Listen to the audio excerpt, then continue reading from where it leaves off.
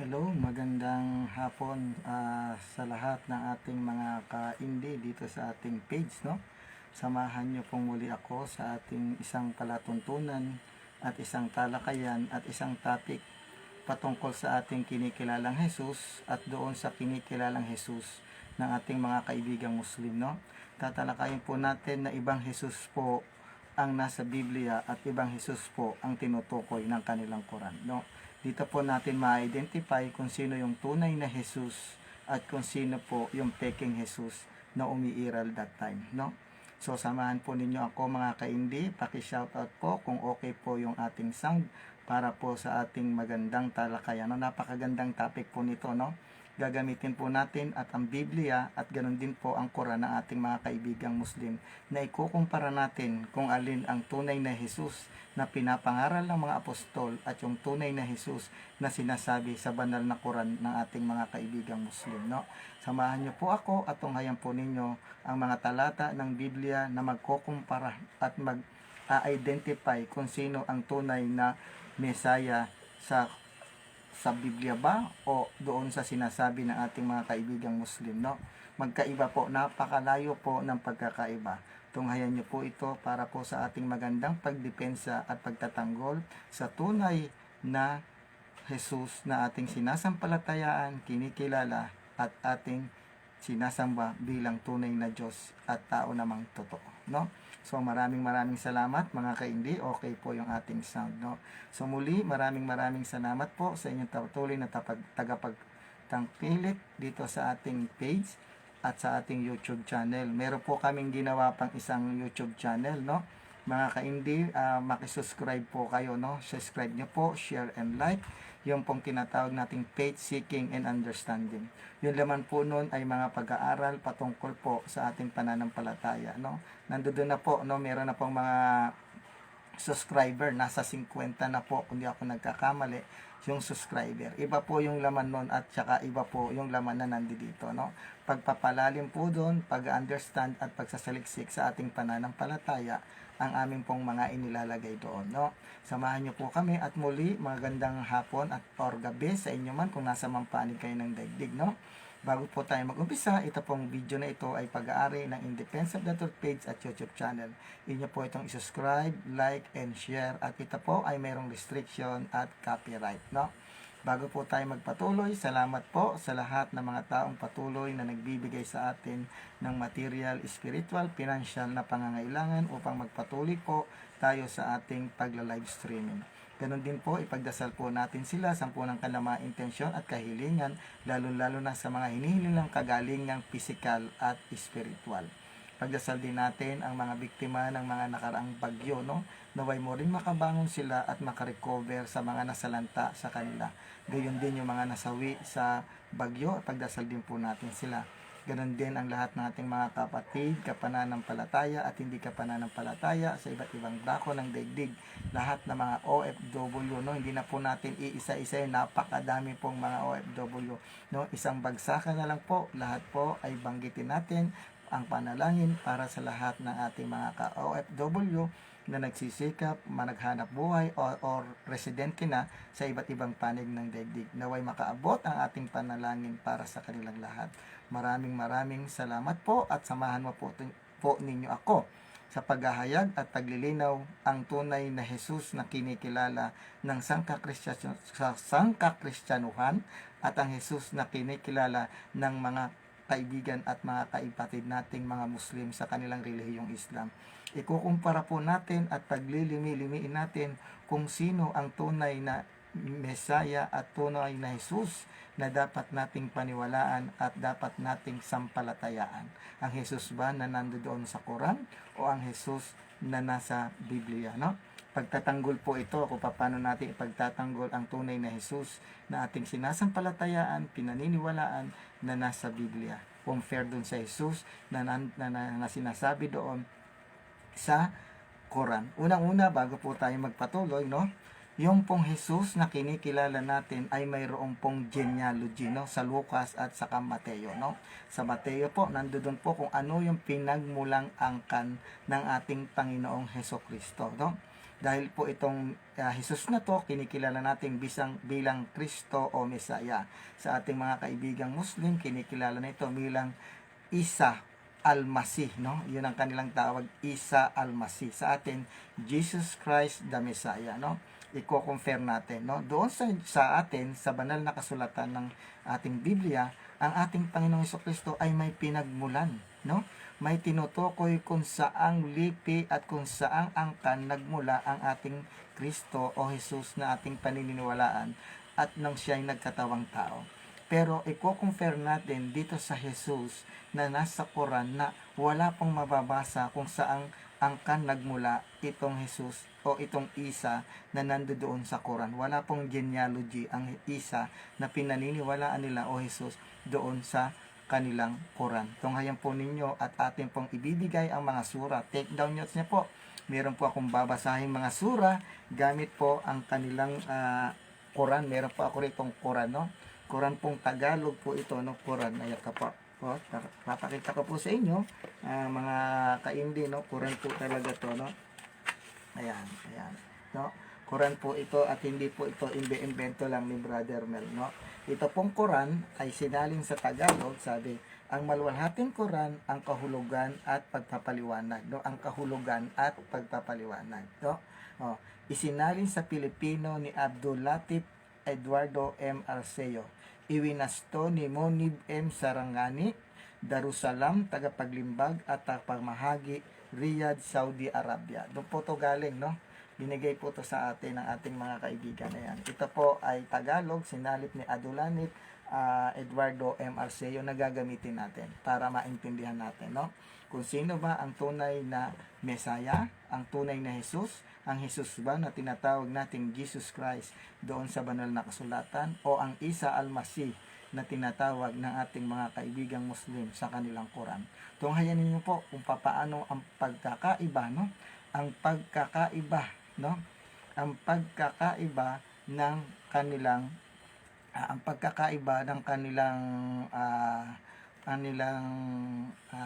pagkatao o kanilang kalagayan, no? Okay. Sabi ng mga nagaano, okay naman daw yung sign. Mahina ang audio, bro, no? Bakit kay in defense of the truth mahina, no? Siguro, depende sa signal siguro mo, no? Kaya mahina. So, okay naman daw, no? So, maraming salamat, no? Okay, no? Okay. So, dito natin makikita kung sino talaga ang tunay na Jesus na dapat nating sampalatayaan at paniwalaan. Ito po ang sinasabi ng kanilang banal na Quran o yung kanilang maluwalhating Quran. Babasahin po natin ang Surah chapter 2, aya 87, chapter and verse, no? Yun po yung aya, yung verse. Ito po ang pagkakalarawan at pagkakasabi kung sino itong Isa o Jesus na tinutukoy ng kanilang Quran. Basahin natin, no? Kung sino itong si Isa. Sabi dito sa Surah chapter 2 verse 87, ganito ang sasabi, no? Katotohanang aming ibinigay kay Moises ang aklat kasulatan at aming sinundan siya ng marami pang tagapagbalita, ang mga propeta mula sa angkan ng Israel, at aming ibinigay kay Jesus na anak ni Maria ang malilinaw na ayat, mga himala, tanda, aral, kapahayagan, katibayan at iba pa na nagpapatotoo sa kanya, at aming pinatatag siya sa pamamagitan ng banal na espiritong si Gabriel, no? Ang nagpatatag doon sa Isa o Jesus na nasa Quran ay si Anghel Gabriel na tinatawag ng Holy Spirit o banal na espiritu, na si Gabriel daw yun, no? Ayon dito sa kanilang Quran. So, yun po, napakalinaw, no? Pinatatag po ng espiritu ni Gabriel o banal na espiritu ni Gabriel yung Jesus na nandoon sa Quran. Sino namang Jesus itong nandito sa ating banal na kasulatan? Pansinin niyo po, magkaiba po ang Jesus ng Quran at ang Jesus ng Biblia. Basahin naman natin ang Lucas chapter 1, no? Lucas chapter 1, no? Sabi dito, Lucas chapter 1, basahin natin verse 26 to 31. Ito yun naman ang tunay na Jesus, no? Basahin natin na nasa Biblia natin. Ito ang tunay. Doon pinatatag ng banal na espiritong si Gabriel ang Jesus kay Mama Mary. Ito sa atin, nang ika-6 na buwan ng pagdadalang tao ni Elizabeth, ang anghel na si Gabriel ay sinugo ng Diyos sa Nazaret na isang lungsod sa Galilea upang kausapin ang isang dalaga na ang pangalay Maria. Siya ay nakatakda ng ikasal kay Jose, isang lalaking buhat sa angkan ni Haring David. Hanggang 31 po. Lumapit ang anghel sa dalaga, no? Hindi po Holy Spirit si Gabriel ayon dito sa Biblia natin, pero sa kanilang Quran si Gabriel daw yung Holy Spirit, no? Napakalayo. Lumapit ang anghel sa dalaga at binati ito. Magalak ka, ikaw ay lubos na kinalulugdan ng Diyos. Sumasa iyo ang Panginoon. Panginoon pa ang tawag doon sa Jesus na sinapupunan ng mahal na Birhen Maria, no? Nagulantang si Maria at inisip niyang mabuti kung ano ang kahulugan ng ganong pangungusap. Sinabi sa kanya ng anghel, hindi Espiritu Santo si Gabriel dito, kundi anghel, no? Sabi dito. Huwag kang matakot, Maria, sapagkat naging kalugod-lod ka sa Diyos. Makinig ka, ikaw ay maglilihi at manganganak ng isang sanggol na lalaki, siya'y papangalan mong Jesus, no? Ang anghel ang kausap niya rito at hindi yung banal na Espiritu Santo na ang pagkakakilanlan ng mga ating kaibigang Muslim sa kanilang Quran, ang Anghel Gabriel daw, yun daw yung Holy Spirit. No, doon pa lang makikita nyo na ibang Jesus na yung tinutukoy ng Quran at yung Jesus na sinasabi ng ating banal na kasulatan. Okay, no? Tingnan naman natin, no? Tingnan naman natin yung sura, no? Chapter 5 verse 110. Ito naman ang sinasabi, no? Kung meron po kayong Quran, sambayan nyo po ako, no? Sabi rito sa Surah chapter 5 verse 110. Ito ang sabi. Alalahanin kung si Allah ay nagwika sa araw na limpag. O Jesus na anak ni Maria, iyong alalahanin ang aking kagandang loob sa iyo at iyong ina nang ikaw ay aking patatagin sa pamamagitan ng Ruh Al-Qudas, Anghel Gabriel, no? Ang nagpatatag kay Jesus sa Quran, na ayon sa Quran ay si Gabriel, no? Sa atin naman yung Holy Spirit ang nag-overshadow doon sa mahal na Birhen. So napakalayo, doon natin makikita na ibang Jesus ang tinutukoy ng Quran at ibang Jesus ang tinutukoy ng banal na kasulatan ng ating Biblia. Tuloy natin. No? Ruh at Al-Qudas upang ikaw ay makapangusap sa mga tao mula sa iyong duyan at makapag-anyaya sa kanila sa iyong paglaki. Hustong gulang at alalahanin na ikaw ay aking tinuruan ng pagsusulat ng Al-Hikman, ang kapangyarihan ng pangunawa at karunungan ng Torah, mga batas at Injil, Ebanghelyo at alalahanin. Nang iyong gawin mula sa malagkit na putik ang kasintulad ng hugis ng isang ibon sa aking kapahintulutan at hinihingahan mo ito. At ito ay naging ibon sa aking kapahintulutan at iyong pinagaling ang mga bulag, ang mga kitongin at sa aking kapahintulutan. No? Dito, yung Jesus dito, nakagagawa ng milagro ayon sa kapahintulutan ni Allah. No? At tinuruan si Allah ni Jesus ng kanyang mga al-hikman, no? Pero sa Biblia natin, si Jesus ang karunungan at kapangyarihan ng Diyos ayon sa unang Korinto 1:24, no? No? Napakalayo, no? Si Jesus hindi tinuruan ng Holy Spirit at hindi tinuruan mismo ng Ama, no? Dito si Allah tinuruan yung Jesus dito. At yung Jesus dito gumagawa ng kababalagan sa kapahintulutan ng Allah. Pero si Jesus sa Biblia gumagawa ng kababalagan sa pamamagitan ng kanyang kapangyarihan. So ibang Jesus po ang tinutukoy ng Quran at ang Jesus na tinutukoy ng ating banal na kasulatan. Tingnan niyo po, kung babasahin natin sa Lucas, no? Sa Lucas chapter 2. Ito po ang gagamitin natin.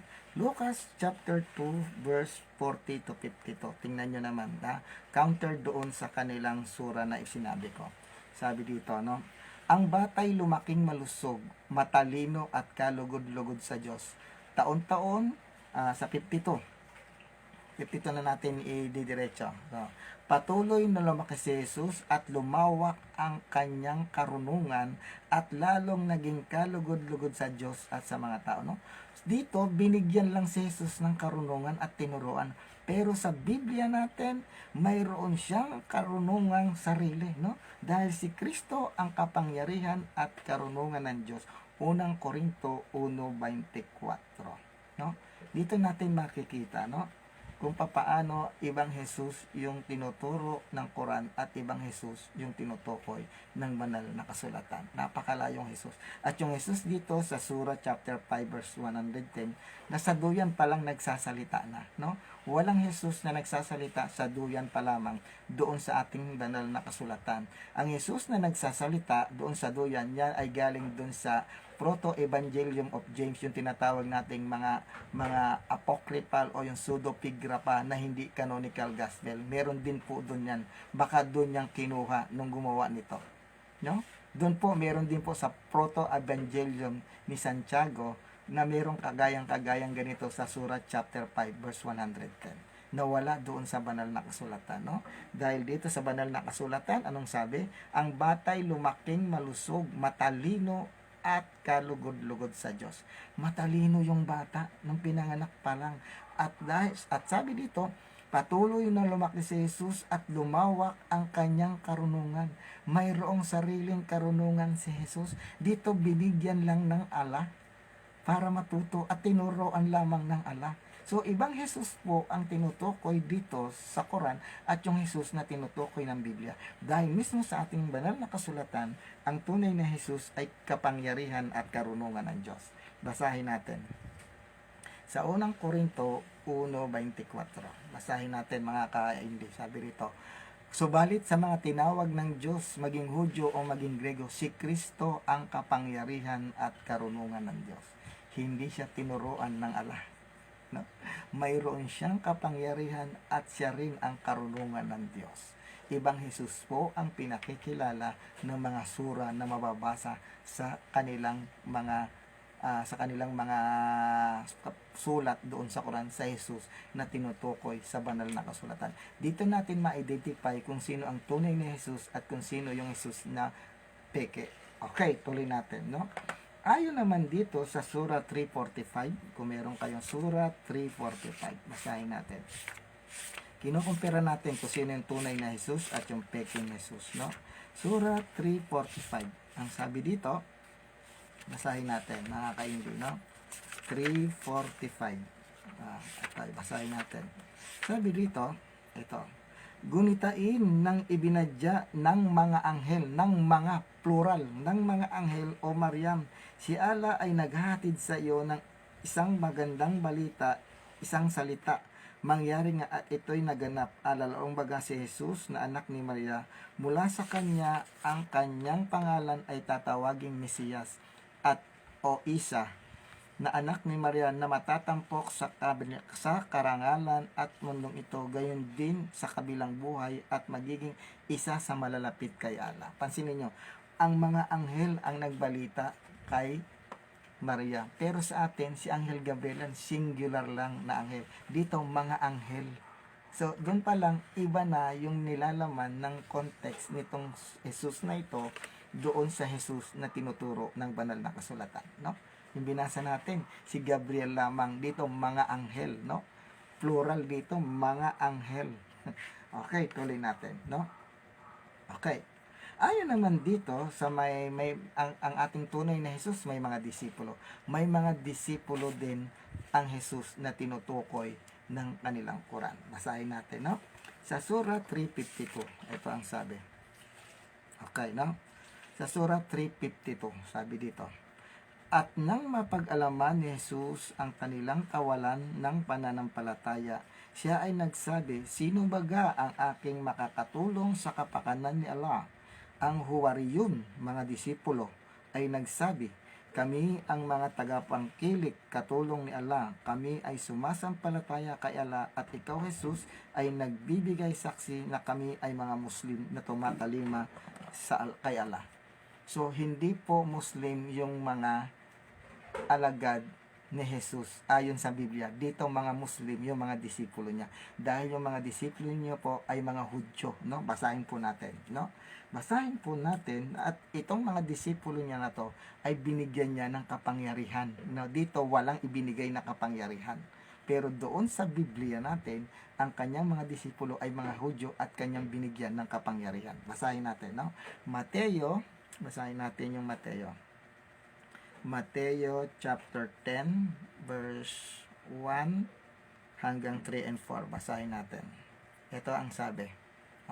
Tinipon ni Jesus ang 12 alagad. Dito hindi sinabi kung ilan yung alagad. Dito, direct to the point sinabi na 12. Tinipon ni Jesus ang 12 alagad at binigyan sila ng kapangyarihang magpalayas ng masasamang espiritu at magpagaling ng mga may karamdaman. Pansinin niyo, no? Yung Jesus dito sa Biblia, nagbigay ng kapangyarihan, magpalayas ng mga demonyo at magpagaling ng karamdaman.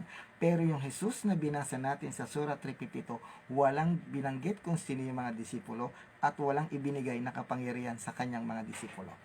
Kaya ibang Jesus po yung nasa Quran at yung Jesus na ating pinananampalatayaan dahil may kapangyarihang magpalayas ng demonyo at magpagaling at may kakayahang magbigay ng kapangyarihan, no? Okay, so napakalinaw po, no? So okay. Doon sa Surah 3:59, yung Jesus nila nilikha, no? Nilikha ay yung Jesus nila. Basahin natin. Dito sa Surah 3:59, makikita natin kung alin talaga yung tunay na Jesus at yung peking Jesus, no? Sabi rito, katotohanan ang kahalintulad ni Jesus sa paglikha sa kanya ni Allah ay katulad ni Adan, no? Ni Adan.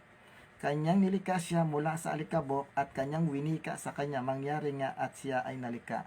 Si Jesus ayon sa Quran sa 3:59 ay kagaya ni Adan, nilikha sa alabok. Wala pong mababasa sa Biblia na si Jesus ay nanggaling sa alabok. No? Wala pong mababasa sa Biblia na si Jesus ay kagaya ni Adan na nilikha sa alabok. Wala po. Ano ang kagaya ni Jesus? Ayon sa John 1:1, ito ang sinasabi kung talagang sino itong nagkatawang tao na to, no? Nakita nyo, no? Na sabi dito, sabing ganun dito, nang pasimulay naroon na ang salita, at ang salita ay kasama ng Diyos, at ang salita ay Diyos, no? Nagkatawang tao ang salita at namuhay na kagaya natin, no? Nagkatawang tao. Dito sa Surah 3:59, nilikha sa pamamagitan ng alikabok kagaya ni Adan. So, ibig sabihin, yung Jesus dito ay hindi yung Jesus na nandoon sa banal na kasulatan. Bakit? Sino ba yung Jesus na nandito, no? Ito ang tunay na Jesus ayon sa Biblia at hindi itong Jesus na kagaya ni Adan na nilikha sa alabok. Okay, basahin natin. Okay. Sa unang Korinto, basahin natin, no? Sa unang Korinto, magbibigay po ako. Sa unang Korinto, basahin natin. Ito ang tunay na Jesus. Sa unang Korinto, chapter 15, verse 47. Ito po ang nakasulat. Basahin natin. Ang unang Adan ay mula sa lupa, sapagkat nilikha siya mula sa alabok. Ang pangalawang Adan ay mula sa langit. Hindi galing sa alabok si Jesus. Ano sabi ng unang Korinto, chapter 15, 47? Ang unang Adan ay mula sa lupa, sapagkat nilikha siya mula sa alabok. Ang pangalawang Adan ay mula sa langit. Si Jesus ay tagalangit, no? Tagalangit si Jesus, hindi tagalupa. Kaya yung sinasabi ng Surah 3:59, sinabi niya, katotohanan ang kahalintulad ni Jesus sa paglikha sa kanya ni Allah ay katulad ni Adan na kanyang nilikha siya mula sa alabok. Walang sinabi sa Biblia na si Jesus ay nagmula sa alabok. Kung hindi, siya ay mula sa langit at ayon mismo kay Kristo, siya ay hindi nilikha, kundi siya ay tagalangit. Kaya napakalinaw na yung sinasabi ng ating mga kaibigang mga Muslim sa Quran nila, hindi po yun yung Jesus na ating pinananampalatayaan. Basahin natin kung taga saan itong Jesus, no? Itong Jesus na kung taga saan ito. Basahin natin, no, mga kaibigan, no? John chapter 8 verse 24. Ano ang sabi ni Jesus? Ito ang sabi ni Jesus, no? Sa John chapter 8 verse 23. Ito ang sabi. Mga kaindi, lista niya po, magagamit niya po ito pagdepensa sa ating pananampalataya, lalo na sa ating mga kaibayo na mga kaibigang Muslim, no? Kaya't sinabi ni Jesus sa kanila, kayo'y mula dito sa ibaba, ako'y mula sa itaas. Kayo'y taga sanlibutan, kakalibutan ito, ngunit ako'y hindi. Hindi taga sanlibutan si Jesus. Kaya hindi siya inilikha sa labok. No? Gaya ng sinasabi ng ating mga kaibigan na Muslim ayon sa kanilang Quran. Kaya yung Quran na nasa yung Jesus na nasa Biblia o yung Isa na nasa Biblia, hindi po yun yung Jesus na nasa Biblia natin. No? Basahin natin yung 3:13. No? Hindi siya taga rito. Taga taga-itaas siya, no? Saan ba yung itaas na yun, no? John chapter 3 verse 13. Okay. John chapter 3 verse 13. Basahin natin. John chapter 3 verse 13. Ganito po ang nagsasabi, no? Ito ang sinabi ni Jesus kung talagang taga-asaan siya. Sabi, okay. Wala pang sino mang umakyat sa langit, kundi ang bumaba mula sa langit, ang anak ng tao. No? Mula siya sa langit. Kaya sinabi niya doon sa John chapter 8 verse 23, taga-itaas siya dahil siya ay umakyat sa langit, kundi bumaba mula sa langit ang anak ng tao. No? Bumaba siya. Kung ibababa natin sa 31, ganito ang pagkakasulat. Ang mula sa itaas ay dakila sa lahat. Ang mula sa lupa ay tagalupa at nagsasalita tungkol sa mga bagay sa lupa. Ang mula sa langit ay dakila sa lahat. Sabi ni Jesus, mula siya sa langit at siya ay dakila sa lahat. Pero yung Surah 3:59, si Jesus ay nilikang kagaya ni Adan sa alabok.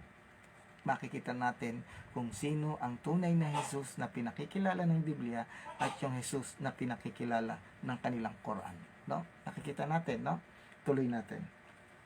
Sino ba yung Jesus na to? Basahin natin ang John chapter 6 verse 33. Basahin natin. Ito ang tunay na Jesus. Sabi dito, okay.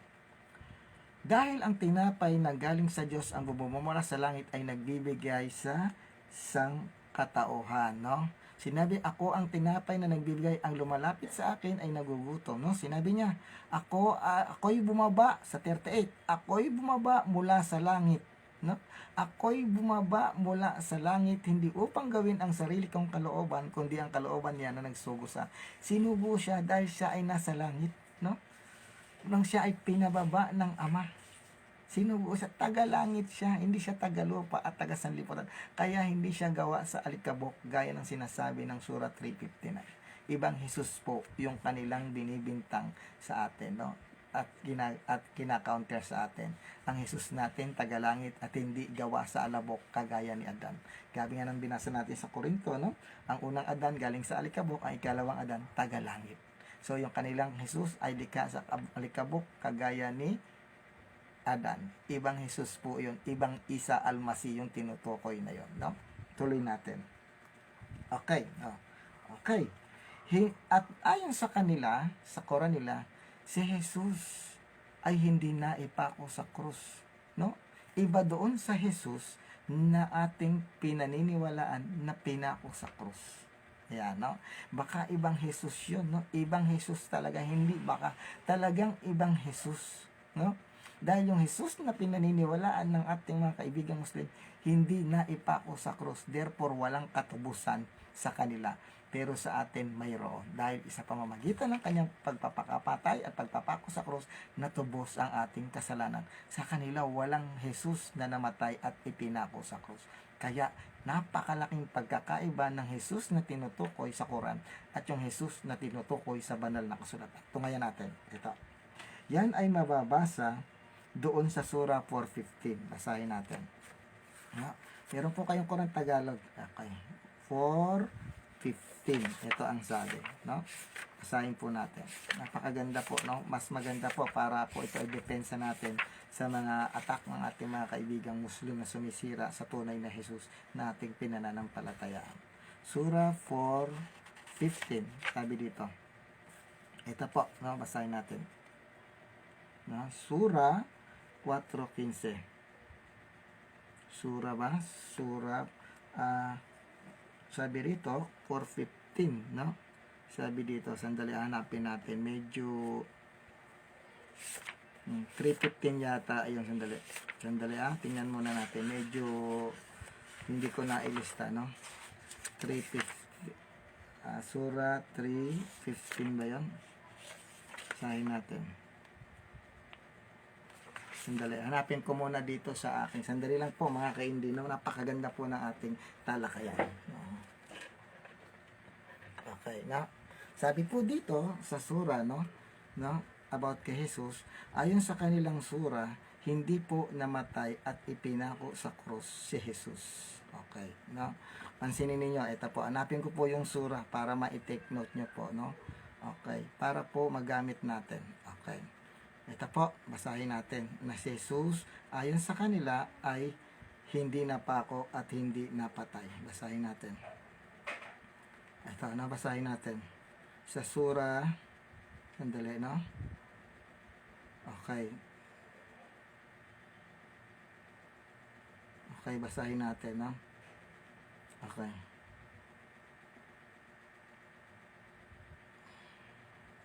Okay, Surah 3:157 po. No, nakulangan ako na, no. Surah 4:157. Kulang. Ang sabi ko kanina Surah 4:15. Surah 4:157 po. Ito po ang sabi. No, buti nakita ko. Okay, Surah 4:157. Sabi dito, ito ang Jesus na hindi naipako ayon sa kanila. 157. Basahin natin.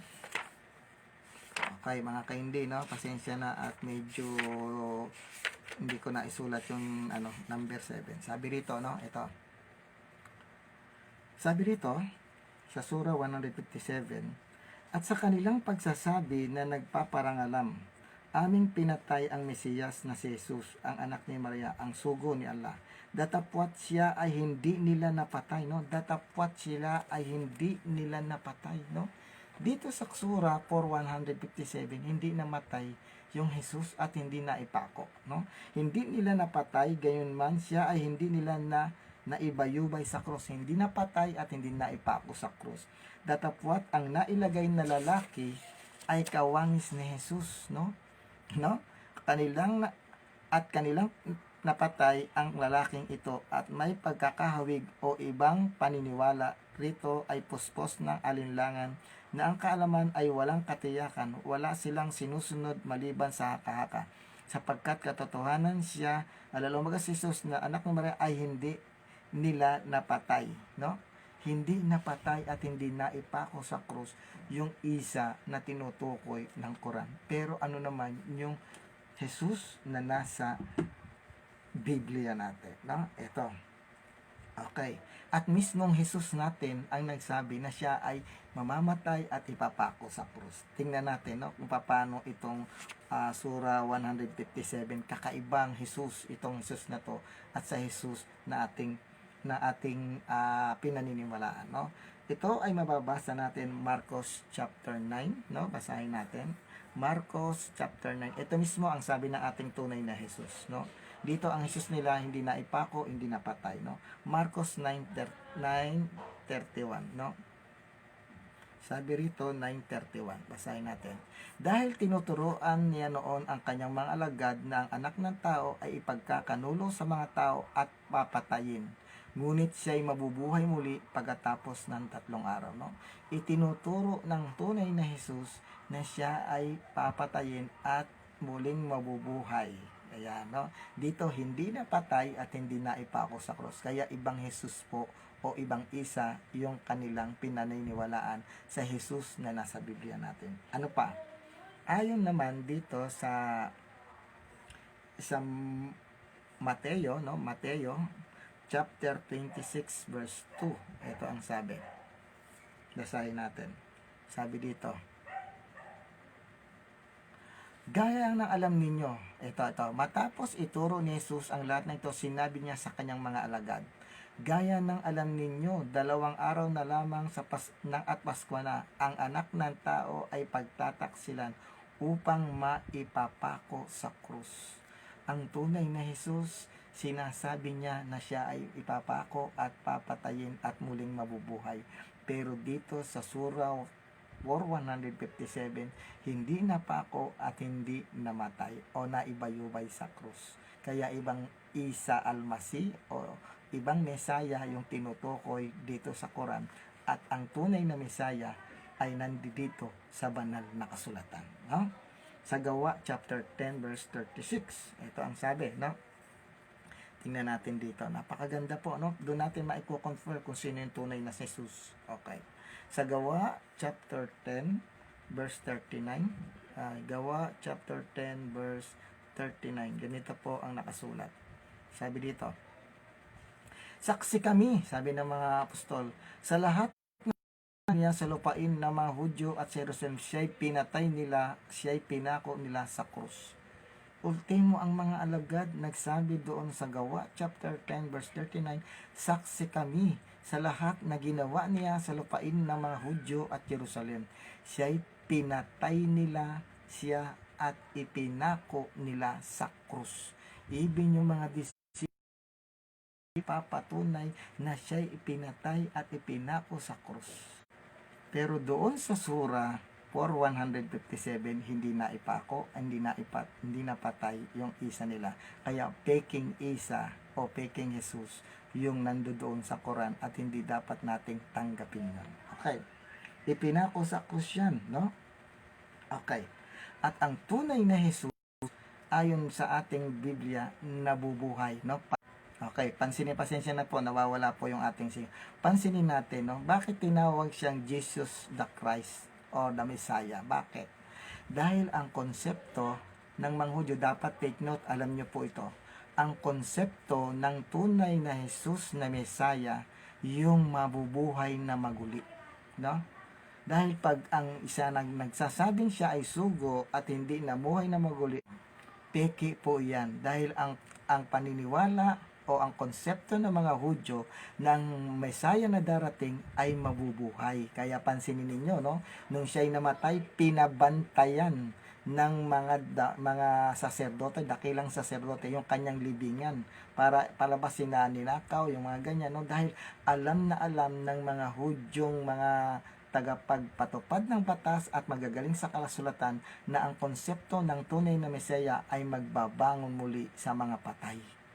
Kaya naniguro sila, pinasarado nila, tinataka nila, pinagwardya nila para hindi sila malinlang. Pero totoo itong Jesus na to, na buhay at bumangon sa mga patay. Yun po ang tunay na konsepto ng Mesaya.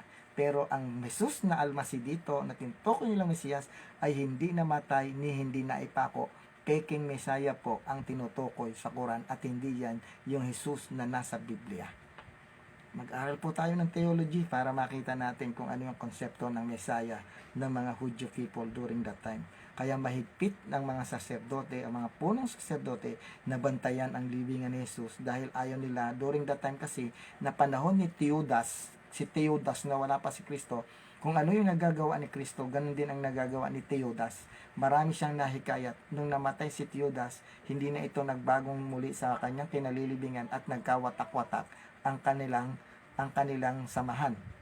Dahil paniwala ng mga follower ni Teudas, siya ang Mesaya. Pero mali, hindi nagbalik sa buhay ang ang patay na si Teudas. Kaya ganoon na lang ang ginawa ng mga Pariseyo at ng mga punong saserdote na bantayan, tatakan ang libingan ni Jesus kung ito ba'y magbabangon muli at muling mabubuhay. Nabuhay po, totoo po. Kaya itong Jesus na nandito, tunay na Mesaya, at yung Jesus Isa Almasi na nasa Quran ay hindi po yon ang tunay na Jesus. Amen. No?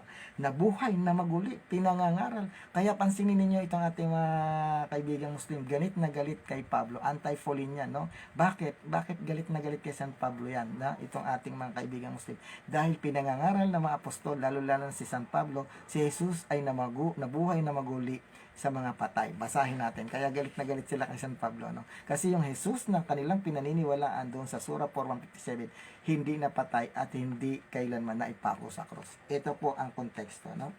Sa Roma chapter 14, kaya galit na galit yan sa anti-falling yan, no? Sa Roma 14:19, galit na galit sila kay Apostol San Pablo. Okay. Dahil dito sa Roma chapter 14 verse 9, ganito ang sabi. Basahin natin. At sininin niyo, brother, no? Sabi dito. Sabi ni, sapagkat si Kristo ay namatay at muling nabuhay upang maging Panginoon ng mga patay at ng mga buhay. Yan ang tunay na konsepto na Mesaya na pinaniwalaan ng karamihan. Kaya po, marami ang na-convert during that time. Dahil si Jesus nung namatay, nagpakita sa maraming mga kapatid hanggang sa umakyat sa langit, nagpakita siya sa 500 mga kapatid during that time na nagkakatipon-tipon. Yan ang konsepto ng mga Hudyo na tunay na Mesaya. Kaya yan ang pinangaral ni San Pablo, ang sabi niya, sapagkat si Kristo ay namatay at muling nabuhay upang maging Panginoon ng mga patay at ng mga buhay. Galit na galit ang ating mga kaibigang Muslim sa mga sulat ni San Pablo sapagkat katotohanan ang sinasabi ng mga apostol. Dahil sa kanilang sura 4:157, si Jesus hindi namatay at hindi naibayubay sa krus. Hindi po yung tunay na Mesaya yung nasa Quran. Ang tunay na Mesaya yung sa ating Biblia. No? Tuloy natin. Sa unang Korinto, chapter 15, verse 19, ayan po yung konsepto ng tunay na Mesaya, yung binabasa ko sa inyo. No? Sa unang Korinto, basahin natin, chapter 15, verse 12, ganito ang nasasabi, mga kapanalig na mga kaindi. Take note nyo po ito, magagamit yung pang-defensa sa ating mga separated brethren, lalo-lalo na yung mga Muslim. Ngayon, kung pinangangaral namin si Kristo ay muling nabuhay, bakit sinasabi ng ilan sa inyo na hindi bubuhayin muli ang mga patay? No? Gayong ipinapangaral namin si Kristo ay muling nabuhay. Yan ang tunay na konsepto ng totoong Mesaya, ang nabuhay na maguli sa mga patay. At kailanman sa kanilang Quran, walang Jesus na napako at walang Jesus na namatay. Kaya yung Isa al-Masih na sinutukoy ng Quran ay hindi po yun yung Jesus na nasa Biblia. Tuloy natin. Sa 2 Corinto, chapter 15, basahin natin. Ganito po yung mga pinangangaral. Kaya galit yan, anti-Paul yan, anti-Paulin yan, no? 2 Corinto chapter 5 verse 15, no? Kasi totoo yung sinasabi ng mga apostol, lalo-lalo na si San Pablo. Kaya ang ating mga kaibigang Muslim, anti-Paul yan. Okay. Sa 2 Corinto 5:15, namatay siya para sa lahat upang ang mga nabubuhay ngayon ay wag nang mabuhay pa sa sarili, kung hindi para kay Kristo na namatay at muling nabuhay para sa kanila. See? No? Yung konteksto ng tunay na Mesaya ang pinangangaral ng mga apostol na namatay at muling nabuhay. Pero yung Quran inla, walang Jesus na napako, walang Jesus na namatay, kundi kamuka lang daw. Tanong mo kung sino yung Jesus na kamukha nun. Sasabihin nila si Judas. Nauna pang namatay si Judas bago kay Kristo, no? Pansinin ninyo kung paano ang Quran ay napakalaki ng pagkakaiba sa Jesus na pinaniniwalaan natin na nasa banal na kasulatan. Ito pa, sa unang Thessalonians, no? Ito pa. Unang Thessalonians. Ito, basahin natin. Unang Thessalonians chapter 4 verse 14. Ganito po ang sabi ng mga ni San Pablo. Dahil naniniwala tayong si Jesus ay namatay at muling nabuhay sa mga namatay na upang hindi tayo magdalamahati tulad ng mga taong walang pag-asa, no? Sa mga sabi rito, no? Dahil naniniwala tayong si Jesus ay namatay at muling nabuhay. Yan po ang konsepto at tunay na kalidad ng totoong Jesus na Mesaya, at hindi yung naipako sa krus at hindi namatay. Hindi po yung tunay na Al-Masih. Ang tunay na Mesaya ay yung namatay at nagbangon sa mga patay, no? Yun po ang ibig sabihin ng konsepto ng mga Hudyo that time. Kaya ang daming na-convert ng mga apostol nung pinangaral nila na si Jesus ay muling nabuhay at namatay at pinatotwala, ang daming naniwala sa kanila. Yan po ang tunay na konsepto ng tunay na Mesaya, at hindi po kailanman mapapasubalian niya. Yan po ang konteksto ng Jesus na totoo, at doon po sa Quran hindi namatay at hindi naipako. Peking Isa al-Masih yung tinutukoy ng Quran. Tuloy natin. Okay, no? Sabi pa dito, babasahin natin, doon sa Jesus na nasa Quran, mayroon din itong pero so meron din tong Eucharist, no, yung Quran na yung isa nila, meron ding Eucharist na tinutukoy o yung Thanksgiving doon sa dulang o yung supper, no, yung sa dulang, no, sa hapag. Sabi dito, tingnan mo yung last supper ng Jesus nila at saka yung last supper ng ating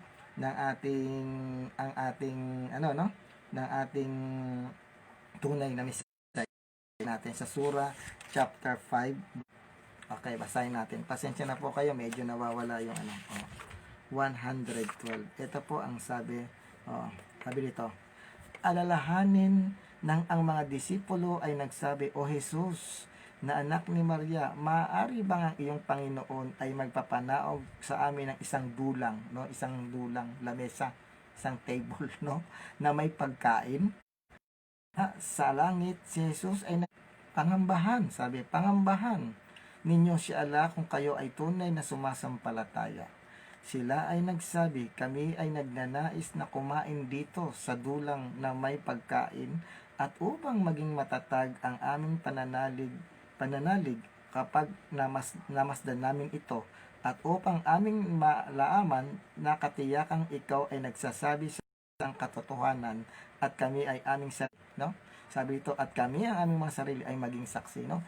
Hinihingan ng proof of evidence na itong isa na to na magpapanaog ng pagkain sa isang dulang para sila ay sa sumampalataya sa anak siya ay nasa katotohanan, no? May pag-aalinlangan pa yung isa dito, yung mga disipulo dito ni Isa, no? Pansinin niyo, no? Sabi, at upang aming malaman nakatiyakang ikaw ay, sabi ito, na nakatiyakang ikaw ay nagsasabi sa amin ng katotohanan. Pinagdududahan dito ng disipulo na yung kakayahan ni Jesus na magpababa ng lamesa na may pagkain, no? Pero sa atin hindi nagduda. Pansinin niyo, no? Dahil mismo si Jesus ay nakipagtipan sa kanila doon sa dulang o yung tinatawag nating Passover meal, no? Pansinin niyo, no? Ang layo, no? Dito hinihingan si Jesus ng prueba na magpababa ng pagkain sa lamesa sa dulang, no? Pero para daw maniwala sila. Pero sa Biblia, hindi po ganun ang nais ni Jesus at nais ng mga apostol. Pansinin natin, no? Mateo chapter 26. Kakaiba to, no? Kakaiba tong supper na hinihingi ng mga disipulo ni Jesus at yung isa na nasa chapter 5, verse 114. Tingnan niyo, kakaiba. Okay, nawawala po yung ating signal, no? Pasensya na po kayo, medyo humihina, no? Pero tuloy-tuloy po tayo, no? Hindi ko po ito tatapusin ng putol. Tutuloy-tuloy po natin ito, no? Salamat po. Mateo chapter 26 verse 26 to 29. Ito ang tunay na supper na yung Lord Supper. Iba yung Lord Supper ng isa dito, no? Na hinahingan siya ng prueba. Pero dito hindi. Pagtipan mismo ang ating Panginoon, no? Dito sa Biblia, nakipagtipan mismo ang ating Panginoong Hesus doon sa mga disipulo niya. Dito sa Surah 5:112 to 114, nangihingi ng palatandaan, no? So, ibang Hesus nga ang tinutukoy ng Quran sa Hesus na tinutukoy ng ating banal na kasulatan. Basahin natin sa 26. Sabi dito, habang sila'y kumakain, dumampot si Hesus sinapay at matapos magpasalamat sa Diyos, matapos magpasalamat at sa Diyos ay pinaghati-hati niya iyon, ibinigay sa mga alagad at sinabi, kunin ninyo ito at kanin, ito ang aking katawan. Pagkatapos dumampot siya ng kopa, nagpasalamat sa Diyos at ibinigay iyon sa kanila, sinabi niya, uminom kayong lahat na ito, sapagkat ito ang aking dugo, pinagtitipay nito ang tipan ng Diyos. Sabi niya, ang aking dugo ay ibabubuhos para sa kapatawaran ng kasalanan ng marami, no? So napakalinaw, no? Yung dito, yung dulang na hinihingi dito sa Surah 112 to 114, no? Ay prueba na tunay na pagkain, pero dito ang tunay na ibibigay ni Jesus ay yung pagpapatawad ng kasalanan during the supper o yung tinatawag nilang last supper o yung tinatawag nilang Passover meal. Kaya ibang Jesus po yung tinutukoy ng kanilang Quran at yung tunay na Jesus na nasa Biblia natin, no? Tuloy natin. Okay. Sabi pa dito, no, sa Mateo 6:41, no? Sa Mateo 6:41, sabi dito, basahin natin. Mateo 6:41. Tingnan niyo kung gaano. Mateo 6 chapter Marcos ba yun? Parehas lang din po yun sa Mateo 26 to 29, no? Sa Mateo din po meron, no, na yung kanyang dugo ay ibubuhos para sa ikapagpapatawad ng kasalanan nung nandoon sila sa dulang, no? Sa dulang. Pero yung Jesus na nandito ay hanapan ng mga disipulo niya ng... Okay, pansinin nyo, no? Ibang Jesus po Yung Jesus na nandoon, para maniwala yung mga disipulo, gusto maglagay ng pagkain sa lamesa. Pero yung Jesus dito, nakipagkasundo at nakipagtipan sa mga apostol sa pamamagitan ng kanyang dugo, ibubuhos para sa ikapagpapatawad ng kasalanan. Napakaibang Jesus ang nasa Quran at lalong-lalo na sa Biblia. At ang tunay na Jesus, pasensya na po kayo, medyo humihina yung ating signal, nagkakaputol-putol po, no? Pero tutuloy-tuloy po natin ito. At ang Jesus na nasa Quran, hindi pinasasamba, no? Ang Jesus na nasa Quran, hindi pinasasamba. Kaya iba po yung Jesus na sinamba dito sa Biblia. Pansinin natin. Sa Surah 116 to 117, sabi po dito, at alalahanin kung si Allah ay nagwika sa araw na muling pagkabuhay, o Jesus na anak ni Maria, iyo bang pinayag sa mga tao na sambahin ako, Jesus, at ang aking ina Maria bilang dalawang Diyos bukod pa kay Allah? No? Sabi dito, no? Hindi pinasasamba, ayaw ni Allah na pasambahin yung Jesus dito, kung hindi ang sasambay.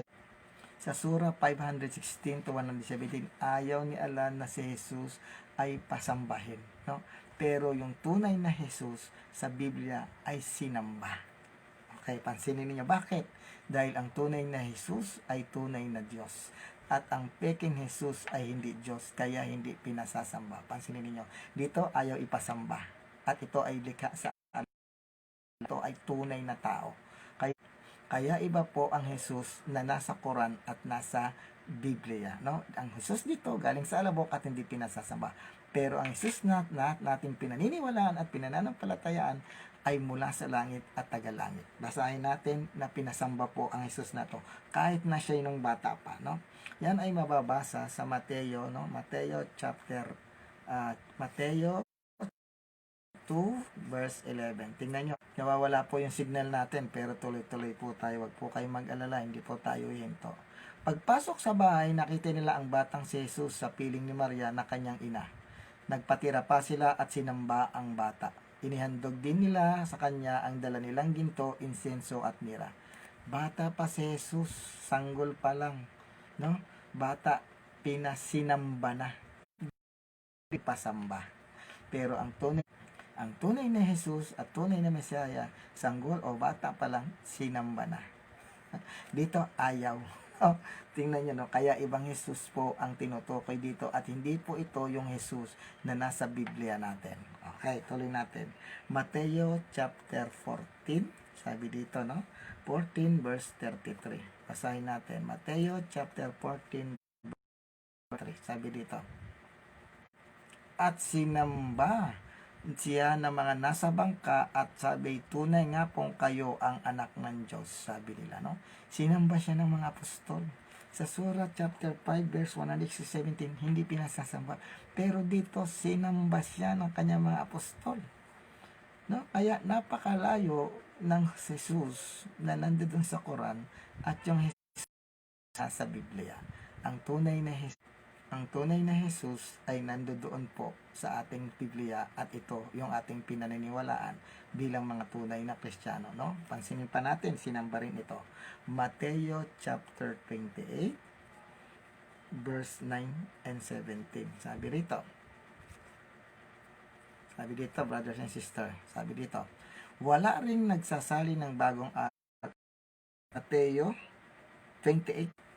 Nawawala po yung signal natin. 28, 9 and 17. Ngunit sinalubong sila ni Jesus at sinabi, magalak kayo, lumapit sila sa kanya. Hinawakan ang kanyang mga paa at sinamba siya. Sinasamba yung Jesus dito. Doon sa Quran, hindi. At itong Quran nila, ang Jesus nila galing sa alabok. Kaya, sila ay fake at ang tunay na Jesus, no?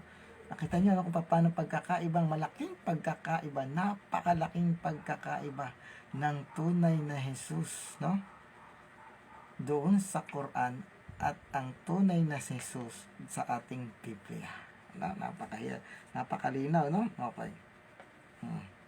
At doon sa Quran nila, ang Panginoon lamang nila ay si Allah, no? Pero Okay, ang Panginoon lamang nila doon ay si Allah, no? No, pero ang tunay na Mesaya ay Panginoon at dapat sambahin. Pansinin ninyo, no? Sa Surah 1936, ganito ang sabi, no? Nawawala po yung signal natin, mga ka-hindi, pasensya na po kayo, no? Sabi rito sa Surah 1936, sabi rito, si Jesus ay nagsabi, at katotohanan si Allah ang Panginoon at inyong Panginoon. Ang pinapasamba ng Jesus dito, si Allah lang bilang Panginoon, no? Hindi siya Panginoon dito. Sabi dito, si Jesus ay nagsabi, at katotohanan si Allah ang aking Panginoon at inyong Panginoon. Kaya tanging sambahin siya. Ito ang tuwid na landas, ang reliyon ni Allah, ang Islam na kanyang pinag-utos sa lahat ng kanyang mga propeta. Inuutos dito ni Jesus, ang sasabihin lang na Panginoon ay si Allah. Ibang Jesus nga ito. Ito naman ang tunay na Jesus na sinasamba bilang Panginoon. Pansinin ninyo, no? Sa unang Pedro 3:15, sabi dito, pansinin ninyo, no? Doon, sabi ng Jesus nila, si Allah lang ang sambahin, no? Dahil ang Jesus nila ay yali sa alabok, no? Etong Jesus natin, hindi, mula sa itaas at galing sa langit. Kaya dapat siyang sambahin bilang Panginoon.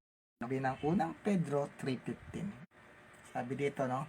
Igalang ninyo si Kristo mula sa inyong puso at sambahin ninyo siya bilang Panginoon. No? Dito, si Allah lang ang pinasasamba ni Jesus o ni Isa sa Quran nila. Pero sa Biblia natin, sabi ng mga apostol, lalo si Apostol Pedro, igalang niyo si Kristo mula sa inyong mga puso at sambahin niyo siya bilang Panginoon. Dahil tunay nga ang Jesus natin na sa bibig mismo niya, siya ay Panginoon. Basahin natin, no? Kaya yung Jesus dito ay hindi Panginoon, peki po yun. Ito po ang original, no? 13:13. No? Sabi ni unang Pedro 3:15, igalang niyo si Kristo niyo puso at sambahin niyo siya bilang Panginoon. Dahil mismo si Kristo, sinabi niya sa kanyang sarili na siya ay Panginoon. Tinatawag ninyo akong guro at Panginoon. Tama kayo sapagkat akong humihina po yung ating signal pero tuloy-tuloy po tayo, no? Sambahin bilang Panginoon, unang Pedro 3:15, at doon sa John 13:13, tinatawag ninyo akong guro at Panginoon at tama kayo sapagkat ako nga iyon. See? Ang tunay na Jesus, inaamin niya siya ay Panginoon. Ang peking Jesus, hindi sinasamba dahil ito ay yari sa alam ayon sa mga sura ng Quran. At ang sura ng Quran, ang paniniwala nila sa Jesus ay alipin. Sa atin, hindi alipin. Okay. Sabi rito, no? Ang paniniwala ng Jesus dito sa Quran, ng ating mga kaibigang Muslim, ay alipin. Sa atin, hindi. Dahil si Jesus ay anak ng kataas-taasang Diyos at hindi alipin. No, pansinin niyo. Sa Surah 19:30, no? Si Jesus ay nagpahayag, katotohanan ako ay isang alip. Ako ay kanyang binigyan ng kasulatan at ako'y hinirang niya na isang propeta. Alipin at isang propeta si Isa sa kanila. Pero sa atin, hindi siya alipin ng Diyos. Siya ay anak ng kataas-taasang Diyos. Okay, no? Basahin natin ang Lucas chapter 31 verse 32. Ito ang sabi ni Jesus sa kanyang sarili. Ang sabi ng Isa rito, ng Jesus sa kanyang sarili, siya ay alipin, no? Alipin at propeta ni Allah, no? Ayon dito sa Surah 19:30. Pero ayon naman dito sa Lucas 11:31, ang sabi ni Jesus, ito siya. Okay, tingnan natin mga kaindi, no? Lucas chapter 11 verse 31 to 32. Pasensya na kayo, umihina yung ating signal, no? Pero tuloy-tuloy pa rin to. Sabi dito, sa araw ng paghuhukom, sasaksi ang reyna ng Sheba laban sa lahing ito, sapagkat naglakbay siya mula pa sa dulo ng daigdig upang mapakinggan ang karunungan ni Solomon. Ngunit naririto ngayon ay higit na dakila kaysa kay Solomon. Pansinin nyo, si Solomon ay pinakamatalinong hari. Pero ang sabi ni Jesus, naririto ngayon ay higit na dakila kaysa Solomon. Dahil si Kristo ay hari. Sabi ni Jesus, nung tinanong siya ni Pilato, ikaw ba hari? Ikaw na ang nagsabi. No? See? No? Pansinin dito, yung sa Surah 19:30, ang isa nila ay alipin at propeta lamang. Pero dito, mas dakila pa kay Solomon yung ating Jesus, no? Mas dakila pa kay Solomon ang naririto ngayon, no? Sabi niya, ano pa? 32. Sa araw ng paghukom, sasaksi ang mga taga Nineveh laban sa laing ito sapagkat nagsisi sila dahil sa pangangaralan ni Jonas. Pakinggan ninyo, lalong dakila kay Jonas ang naririto ngayon. Mas dakila pa siya, lalo pa siyang dakila kay Propeta Jonas. Hindi lamang siya ordinaryong propeta, mas dakila pa siyang propeta kay Jonas, mas dakila pa siya kaysa kay Solomon. Pero sa Sura 19:13, alipin lamang siya ng Allah. Hindi po ito ang tunay na Jesus na nasa Quran, kung hindi ang tunay na Jesus ay nasa Biblia. Sa 32, no? Nandoon, no? So, hanggang sa 32, basahin niyo yan. Okay. Na si Jesus, dakilang ba kay Jonas na isang dakilang propeta. Si Jesus, isang dakilang hari, mas dakila pa si Jesus ayon sa kanyang sarili. Dito, ang sabi ng Jesus dito, siya ay alipin lamang at propeta. Hindi po ito ang tunay na Jesus na nasa Quran. Ang tunay na Jesus po, yung Jesus na ating sinasampalatayaan. Tuloy natin. No? Okay. At ang tunay na okay. No. At ang tunay na Jesus ay mayroong kasunduan sa pamamagitan ng kanyang dugo. Pero sa Sura 33:7, ito ang sabi, no, ng Jesus nila. Sabi rito, at padalahanin aming hiningi sa mga propeta ang kanilang kasunduan, no? At mula sa inyo, O Muhammad, at mula kay Noah, covenant po yung kasunduan. Sa inyo, Abraham, Moses, at Jesus, na anak ni Maria, hiningi namin sa kanila isang sagradong kasunduan, no? Si Allah ang nangihingi ng kasunduan kay Jesus, ayon dito, kay Abraham, kay Moses, no? Ayon sa Surah 33:7. Pero ang tunay na Jesus, siya mismo ang nagbigay ng kasunduan or covenant doon sa mga tao, lalo-lalo na sa kanyang mga apostol. Basahin natin. Sa Lucas chapter 22 verse 19 to 20. No, tingnan niyo pagkakaiba. Dito sa Surah 37, yung ala nila ang nangihingi ng kasunduan kay Jesus, no? Kaya napakalayo po na ikumpara yung tunay na Jesus sa peking Jesus na nasa Quran. Basahin natin. Lucas 22 verse 19 to 20. Ito ang sabi. Sabi dito, dumampot din siya ng tinapay at matapos magpasalamat sa Diyos ay kanyang pinaghati-hati at ibinigay sa kanila. Sinabi niya, ito ang aking katawan, ihandog para sa inyo, gawin ito bilang pag-alala sa akin. 20. Gayon din naman, dinampot niya ang kopa pagkatapos magapunan at sinabi, ang kopang ito ang bagong tipan, no? Ito yung kasunduan na new covenant, no? Ang kopang ito ang bagong tipan ng Diyos na pinagtitibay ng aking dugo, ang aking dugo ay mabubuhos alang-alang sa inyo. Doon sa Surah 33:7, yung ala nila ang nangihingi ng kasunduan si Jesus.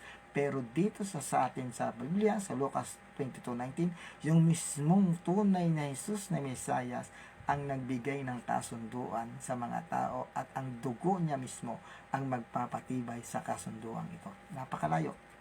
Iba yung Jesus na hinihinga ng kasunduan ng Allah at yung tunay na Jesus na siya mismo ang nagbigay ng New Covenant sa kanyang mga apostol at sa ating lahat.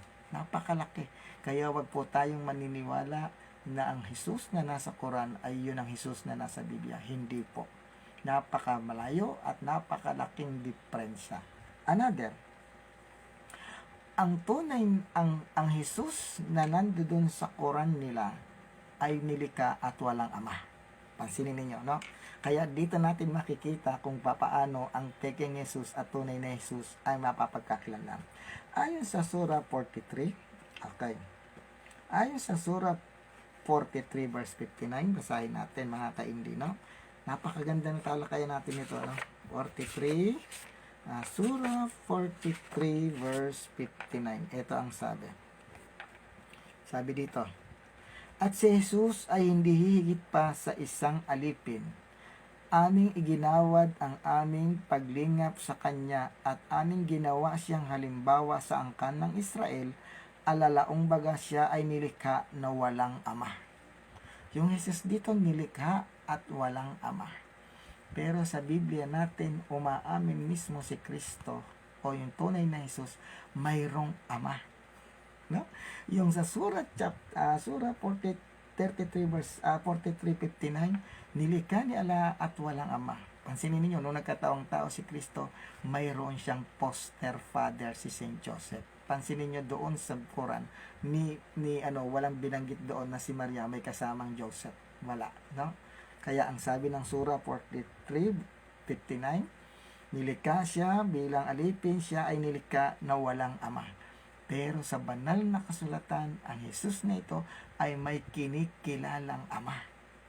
Kaya napakalaki po nung Jesus sa Quran at yung Jesus sa Biblia ng pagkakaiba. Pansinin niyo, yung Jesus natin may kinikilalang ama na nasa langit, pero itong Jesus na sinasabi ng Quran, walang ama. Basahin natin. Ng Jesus natin ay mayroong ama. Basahin natin na may kinikilalang ama. Okay. Okay, no? Basahin natin. Mateo chapter 7 verse 2 ang sabi dito. 21 rather, 21 ba yan? Sabi dito, 7:21. Mateo chapter 7 verse 21. Ito ang sabi ng tunay na Jesus na may kinikilalang ama. Dun sa Surah 43:59, walang ama at nilikha at alipin. Etong Jesus natin sa Biblia, mayroong kinikilalang ama sa langit. Dahil siya ay tagalangit, ang kanyang kinikilalang ama ay tagalangit din. Pansinin niyo. Hindi lahat ng tumatawag sa aking Panginoon, Panginoon ay papasok sa kaharian ng langit, kundi ang mga tao lamang sumusunod sa kalooban ng aking Ama na nasa langit. Si Jesus, inamin niya siya tagalangit, bumaba mula sa langit, at inaamin niya rin na siya ay may Ama na nasa langit. Pero yung Surah 43:59, ang Jesus dito ay nilikha ng ala lamang at walang Ama. Ibang Jesus yun. Okay. Ano pa? Mateo 10:32, no? Pansinin niyo na may kinikilalang ama yung Diyos, yung ating Panginoong Diyos na si Jesucristo, no? Mateo chapter 10 verse 32. Sabi dito, pansinin niyo. Sabi dito, okay. Ang sino mang kumikilala sa akin sa harapan ng mga tao ay kikilalanin ko rin naman sa harapan ng aking amang nasa langit. May ama si Jesus. Sa Quran, wala. So, ibig sabihin, yung Jesus na nasa Quran, putok sa buhok dahil walang kinikilalang ama.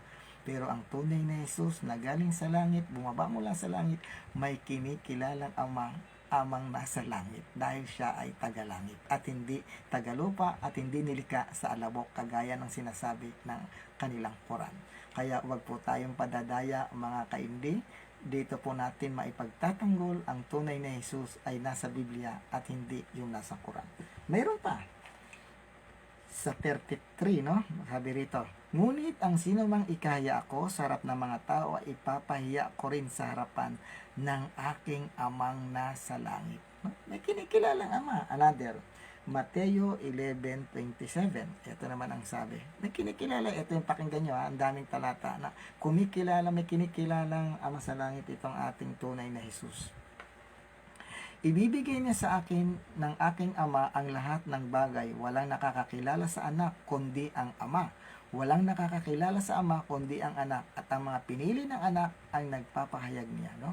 Alam ng ama at alam ng anak, kaya sila ay mag-ama. Pero yung Quran nila, walang kinikilalang ama yung Jesus. Okay? So, doon natin makikita sino ang tunay na almasi o Bisaya at ang peking Mesaya. Ang nasa Quran ba o ang nasa Biblia? Tuloy natin. Mateo 18:19. No? Ito, Mateo 18:19. Ano ang sabi? Pansinin natin. Sabi dito, nakakaindi, take note yung mga talata. Tandaan din ninyo, kung ang dalawa sa inyo ay nagkakaisa dito sa lupa, paghingi ng anuman sa panalangin, ito'y pagkakaloob sa inyo ng aking amang nasa langit. May kinikilalang ama si Jesus at nasa langit, no? Pansinin nyo yan. Tinawag niya yan, tumugon yan. Tumugon yan. Pansinin niyo kung tumugon. Nung tinawag niya yung ama niya, na para luwalhatiin yung kanyang pangalan, tumugon. Pansinin niyo. At nung siya'y bautismo sa ilog Jordan, Mateo 3:15-16, nagsalita yung ama, ito ang minamahal kong anak na lubos kong kinalulugdan. Yung Jesus sa atin may ama. At kinikilala ng ama yung kanyang anak. Sabi niya, ito ang minamahal kong anak na lubos kong kinalulugdan. Sa Surah 43:59, walang nilikha at walang ama. See? Ito yung sabi ng John, no? Pansinin ninyo na talagang yung Ama nag-response nung tinawag ng ating Panginoong Hesukristo. Sa John chapter 12, verse 28. Basahin natin. Sabi rito, Ama, tinawag niya, parangalan mo ang iyong pangalan. Isang tinig mula sa langit ang nagsabi, pinararangalan ko na ito at muli kong pararangalan. Tinawag ng anak yung Ama, pero ano ang tugon? Pinararangalan ko na yan, no? Dininig, no? Ganun tayo pag tinatawag tayo ng tatay, tumawag tayo sa ating tatay, dahil kilala tayo ng tatay natin, sasagot yan.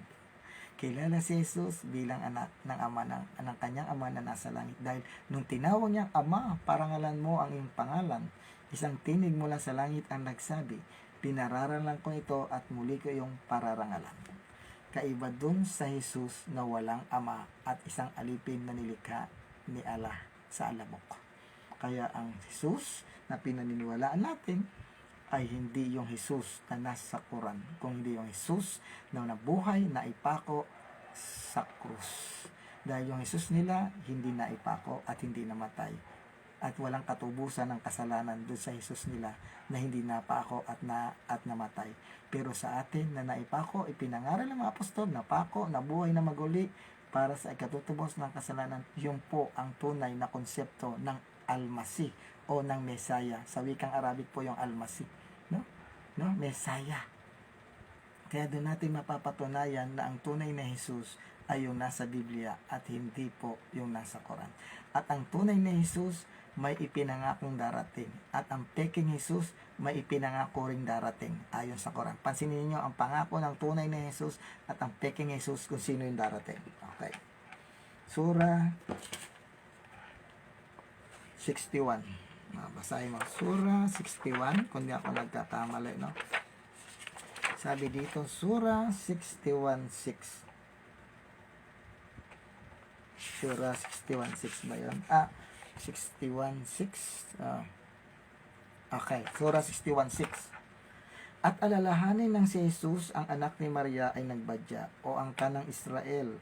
Ako ay isang sugo ni Allah na ipinadala sa inyo na magpapatotoo sa Torah, mga batas na ipinadala sa inyo ng una pa sa akin.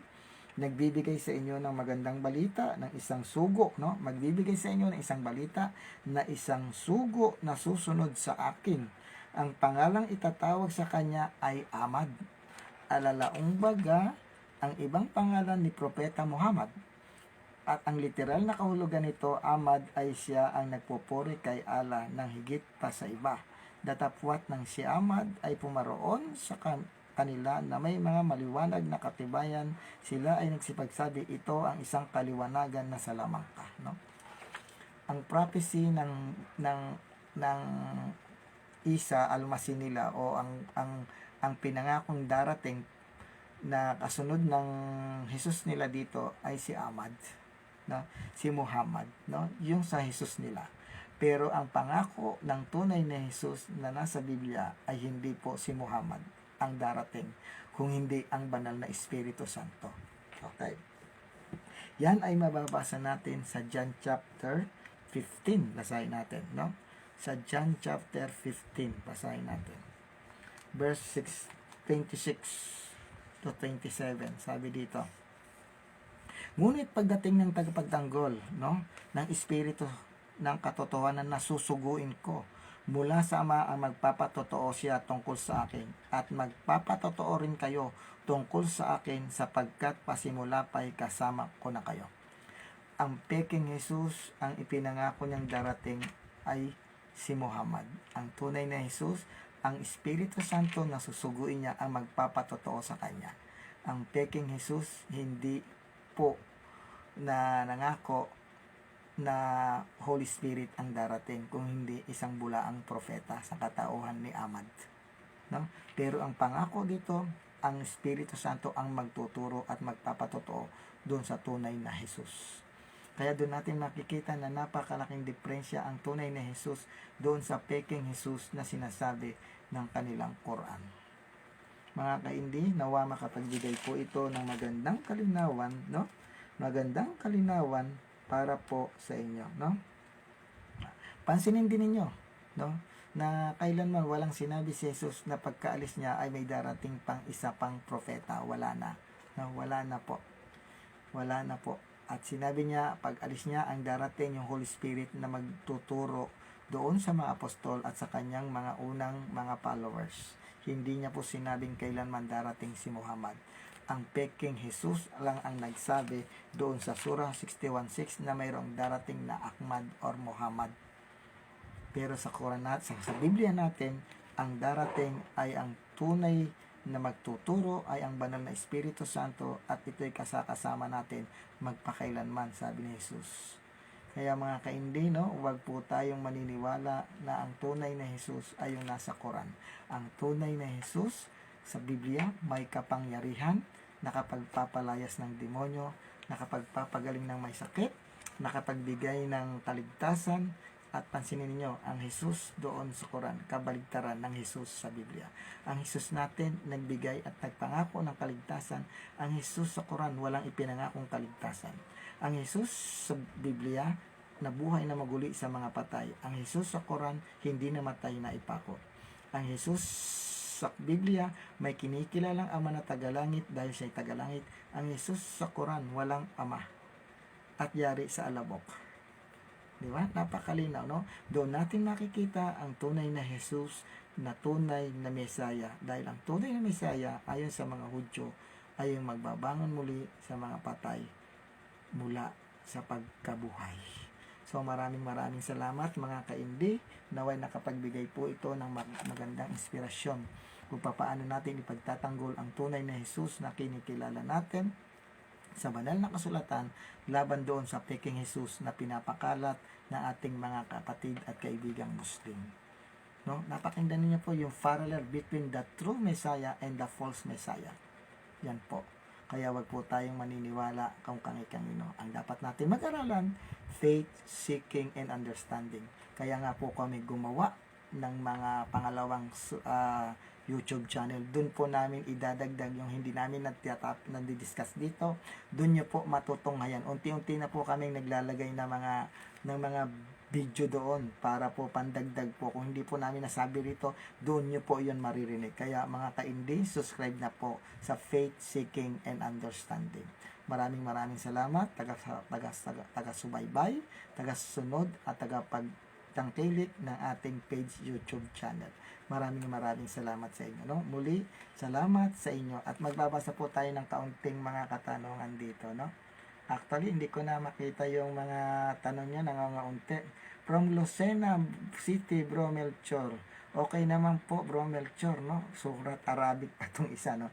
Eson Casas, good afternoon. Medyo mahina po ang sound, Romel. Yes, kasi nagluloko yung ating signal, ikot-ikot lang. Okay, good afternoon, sir. Sabi ni Maricel Ginoga. Good afternoon, Romel. God bless us all. Eddie Gutierrez, okay lang, mahina. Tayo na ang mag-adjust. Connect natin sa mga speaker natin. Correct. Reynald Milka, bro, sana ma-accept mo ako sa FB. Yes, kasi hindi ko pa naagilap Milka yung mga nag-friend request sa akin, no? Erson Casas, medyo mahina pang audio, bro, Mel. Okay. Ano po ang binigay ng Allah nila kay Muhammad, bro? Parang lumabas na mas special si Jesus kaysa kay Muhammad sa Quran nila. Correct? Yes. Nilo Alan Velarde, mabuhay po kayo, Kuya Melchor. Konting-konti na lang po talaga, aanib na sana talaga ako sa ADD. Dahil sa pagpapaniwala na ako sa mga aral na pinagdasal ko po talaga, at kung talagang para ako sa Katolik, bigyan. Kaya po ang nagpawala. Patiligbihan po sana ako na may kapal na umanib doon, at yung biglang-bigla ko po yung napanood ni Father Darwin, Bro Wendell, at kayo po, Bro Kuya Melchor, ang nyo po pala kaysa ang lahat po ng aking alinlangan. Kayo po ang nagpawala, nagpatunay niya po na ang RCC talaga ang tunay na Iglesia Katolika ng ating Panginoong Hesukristo, no? Unang-una, ninyo Alan Velarde, huwag kang magpasalamat sa akin. Magpasalamat ka sa Diyos. Tayo ay instrumento lamang ng Diyos para sa pagpapahayag ng kanyang katalinuhan. No? Kanya po ang karunungan, kaalaman at wisdom na nasa akin. Kung wala ang Diyos, wala po ako ngayon sa harapan ninyo. No? Siya po ang dapat nating pupurihin, luluwalhatiin at dadakilain. Tayo'y mga abang alipin lamang ng Panginoon at sumusunod lamang sa Kanya upang ipagtanggol ang Kanyang simbahan at ang Kanyang mga aral na iniwan para dito. Okay, tuloy natin.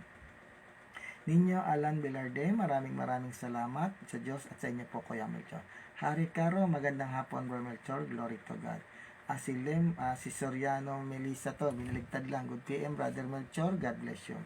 Guardian Patangi, Elo Breel, sabi niya, bro, after ng nativity, di ba pinapatay ang mga innocent children, 2 years old ang below. Nasaan si John the Baptist nung panahon siya nakaligtas? Nagkubli din ba sila?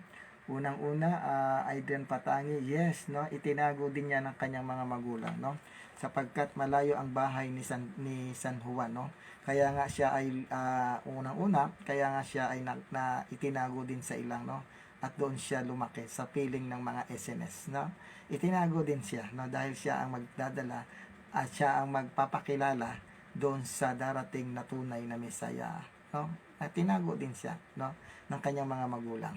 Okay, in-inform din yan, hindi man lamang natin mabasa Biblia, pero bilang siya ay yung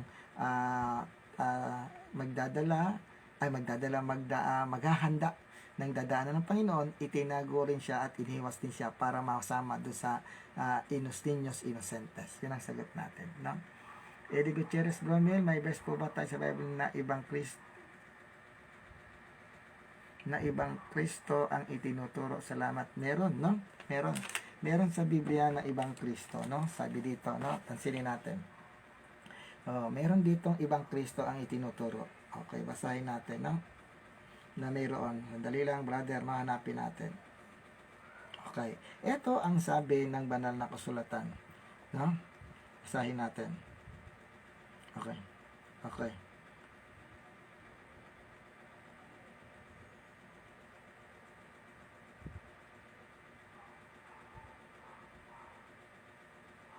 Okay, nandito yun sandali.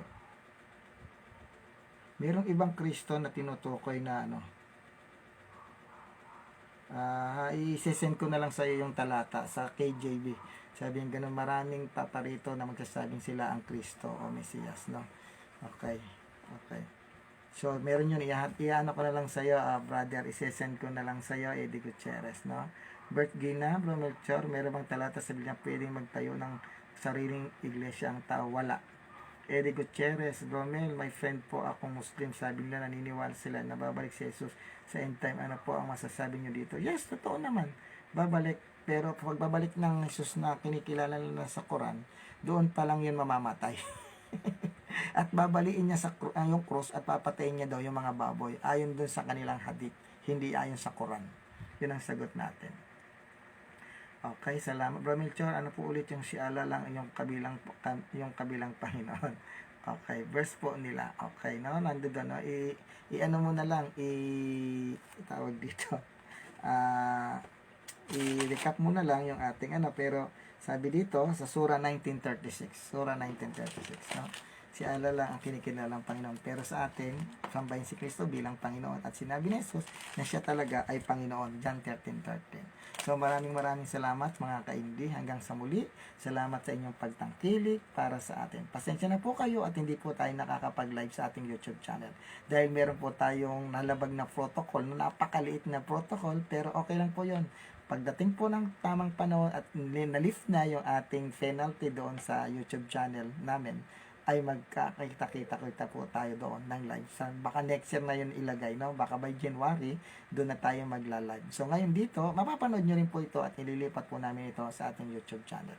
Maraming salamat. Abangan nyo po muli ang aming paghahayag doon sa ating Independence of Truth at doon sa ating Faith Seeking and Understanding.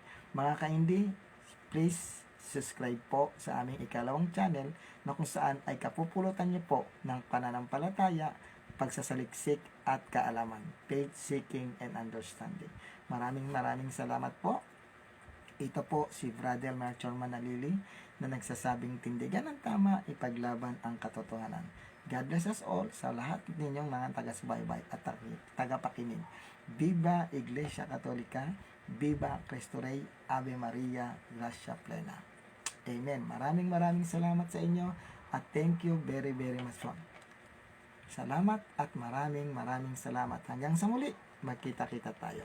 Amen and amen. Salamat sa inyong suporta, material, financial, spiritual. Hindi ko na po i-mention ang inyong mga pangalan. Alam ng Diyos kung sino kayo dahil ang Diyos na ang magbabalik sa inyo ng siksik, liglig at umaapaw pa. Salamat sa Diyos.